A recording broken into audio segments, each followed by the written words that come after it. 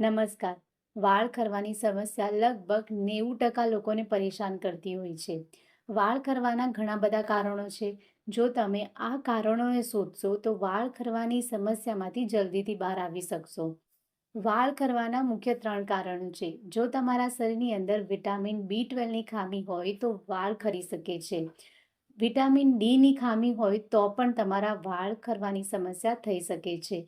અને ત્રીજું છે કે જો તમારા શરીરની અંદર આયર્ન ડેફિશિયન્સી છે, હિમોગ્લોબિન ઓછું રહે છે, તો આના કારણે પણ તમારા વાળ ખરી શકે છે.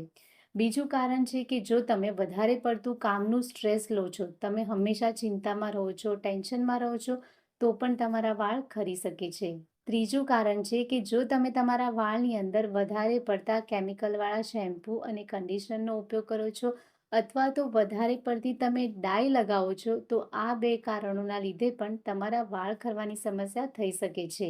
વાળ ખરવાની સમસ્યાને દૂર કરવા માટે પહેલાં તો તમારે તમારું વિટામિન B12, વિટામિન ડી અને આયર્ન ડેફિશિયન્સીનો રિપોર્ટ કરાવી લેવો જોઈએ. જો રિપોર્ટની અંદર આ 3 વિટામિનની અંદરથી કોઈ પણ એક વિટામિનની ખામી આવે તો તમારે તમારા ડૉક્ટરની સલાહ જરૂર લેવી. જ્યારે તમે તમારા ડૉક્ટરની સલાહ લઈને આ 3 વસ્તુ પર કામ કરશો તો તમારા વાળ ખરવાની સમસ્યા 50% તો ત્યાં જ ઓછી થઈ જશે. આ સિવાય તમારે તમારા ડાયટની અંદર પણ ખાસ ધ્યાન રાખવાનું છે.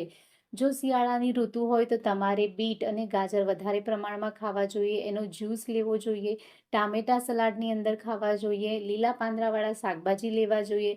ડ્રાયફ્રૂટની વાત કરું તો કાજુ, અખરોટ અને બદામ આ ત્રણેય વસ્તુની અંદર વાળને મજબૂત બનાવવા માટેના તત્વો રહેલા હોય છે, એ તમારે વધારે લેવા જોઈએ. બદામને રાત્રે પાણીમાં પલાળી દેવી અને સવારે ખાઈ લેવી જોઈએ. 4 થી 5 બદામ તમારે રોજ ખાવી જોઈએ. 3 થી 4 કાજુ ખાવા જોઈએ અને 1 અખરોટ લેવું જોઈએ. આગળ વિડીયોની અંદર હું તમારી સાથે વાળ ખરતા અટકાવવા માટેના 2 આયુર્વેદિક ઉપાય શેર કરીશ. આ બંને ઉપાય તમારે સાથે જ કરવાના છે. પહેલો ઉપાય, જેની અંદર તમારે 100 ગ્રામ સૂકા આમળા લેવાના છે, 100 ગ્રામ ભૃંગરાજ લેવાનું છે, 100 ગ્રામ કાળા તલ લેવાના છે અને 150 ગ્રામ ખડી સાકર લેવાની છે. જુઓ, આ બધી વસ્તુ તમને ઇઝીલી મળી રહેશે. કાળા તલ તમને સુપર સ્ટોરમાંથી મળી રહેશે. સૂકા આમળા અને ભૃંગરાજ તમને કોઈ પણ આયુર્વેદિક સ્ટોર હશે, જ્યાં બધી આયુર્વેદિક વસ્તુઓ મળતી હશે, ત્યાં ઇઝીલી મળી રહેશે. તો આ બધી વસ્તુ તમારે લઈ આવી એને તડકામાં સૂકવીને એનો પાવડર બનાવી લેવાનો છે. આ પાવડરને તમારે હવા ન લાગે એવા ડબ્બામાં મૂકવાનું છે, એટલે લાંબો સમય સુધી ચાલે. હવે આ પાવડરને તમારે કેવી રીતે લેવાનો છે એ જરા સમજી લઈએ. આ પાવડરની 1 ચમચી તમારે સવારે ભૂખ્યા પેટ લેવાની છે અને સાંજે સૂતા પહેલાં 1 ચમચી લેવાની છે. આ પાવડરને તમારે સવારે અને સાંજે લેવાનું છે. સવારે તમારે ભૂખ્યા પેટ આ પાવડરની 1 ચમચી લઈ લેવી અને એના ઉપર તમારે હૂંફાળું પાણી પી લેવાનું છે. આ પાવડર લીધા પછી અડધોથી પોણો કલાક સુધી તમારે કંઈ પણ ખાવાનું નથી. એ પછી તમે ખાઈ શકો છો. રાત્રે પણ તમારે સૂતા પહેલાં આ પાવડરની 1 ચમચી લઈ લેવી અને ઉપરથી હૂંફાળું પાણી પી લેવું. આ પાવડરને લીધા પછી જો તમારે દૂધ પીવું હોય તો 1 કલાકનો ગેપ રાખવો અને એ પછી જ તમારે દૂધ પીવું. આ પાવડરની ખાસ વાત એ છે કે એની કોઈ પણ સાઈડ ઇફેક્ટ નથી. આ પાવડરને તમારે કન્ટિન્યુ 3 મહિના સુધી લેવાનું છે. 3 મહિના સુધી જ્યારે તમે આ પાવડરને લો છો ત્યારે તમારા વાળ તો ખરતા અટકશે જ.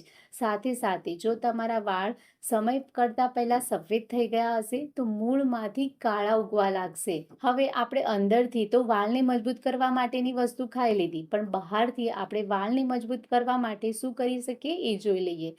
તમારે એક તેલ બનાવવાનું છે. આ તેલ બનાવવું એકદમ ઇઝી છે અને એની અંદર જે વસ્તુ આપણે યુઝ કરવાના છે એ તમને ઇઝીલી મળી પણ જશે. જુઓ, આ તેલને તમારે અઠવાડિયામાં 2 વાર લગાવવાનું છે અને આ તેલ એટલું ઇફેક્ટિવ છે કે એક જ અઠવાડિયાની અંદર જ તમને ફરક દેખાશે. તમારા વાળ ખરતા એકદમ ઓછા થઈ જશે.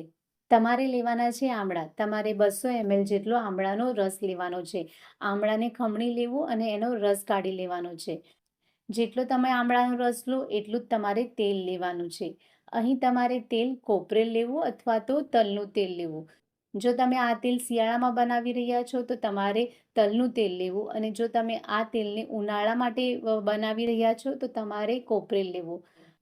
અહીં તમારે એક વાતનું ખાસ ધ્યાન રાખવાનું છે કે તમે જે પણ તેલ લો એ કોલ્ડ પ્રેસ હોવું જોઈએ અથવા તો ઘાણીનું શુદ્ધ તેલ હોવું જોઈએ. જ્યારે તમે આ રીતનું એકદમ શુદ્ધ તેલ યુઝ કરો છો તો એનું રિઝલ્ટ તમને ફાસ્ટ મળે છે. એટલે બની શકે તો તમારે ઘાણીનું તેલ લેવું અથવા તો કોલ્ડ પ્રેસ લેવું. કોલ્ડ પ્રેસ તેલ અને ઘાણીનું તેલ તમને ઓનલાઈન ઇઝીલી મળી રહેશે. આ તેલને તમારે લોખંડની કઢાઈની અંદર જ બનાવવાનું છે. લોખંડની કઢાઈમાં જ્યારે આ તેલ આપણે બનાવીએ છીએ ત્યારે એ વધારે ગુણકારી બને છે. એટલે બની શકે તો લોખંડની કઢાઈ જ લેવી આ તેલ બનાવવા માટે થાય. હવે આમળાનો રસ અને તેલને મિક્સ કરીને એક કઢાઈમાં લઈ લેવું અને ગેસ ચાલુ કરવો. આ તેલને તમારે ધીમા તાપે જ બનાવવાનું છે. જ્યારે તેલ સારી રીતે ગરમ થઈ જશે ત્યારે એની અંદરથી પાણી ઉડશે, કારણ કે એની અંદર આમળાનો રસ છે એટલા માટે. ધીમે ધીમે તમારે આ તેલને હલાવતા જવાનું છે. થોડા મિનિટ પછી આમળાનું જે પાણી છે એ બધું બળી જશે કે તેલ કેટલું રહ્યું. આ તેલને 4 થી 5 કલાક માટે લોખંડની કઢાઈની અંદર જ રાખી મૂકવું. ઠંડુ થાય એટલે એક બોટલની અંદર આ તેલને તમારે ભરી લેવાનું છે. હવે આ તેલને લગાવવાનું કઈ રીતે છે એ સમજી લઈએ. આ આમળાના તેલને તમારે અઠવાડિયામાં 2 વાર લગાવવાનું છે. 5 મિનિટ સુધી તમારે હળવા હાથે આ તેલની મસાજ કરવાની છે. જ્યારે પણ તમે મસાજ કરો ત્યારે ધ્યાન રાખવું કે તમારે હળવા હાથે જ મસાજ કરવાની છે. બીજા દિવસે સવારે તમારે કોઈ પણ માઇલ્ડ શેમ્પૂથી માથું ધોઈ લેવાનું છે. બની શકે તો તમારે આયુર્વેદિક શેમ્પૂ બનાવી લેવું અને એનાથી જ વાળ ધોવા.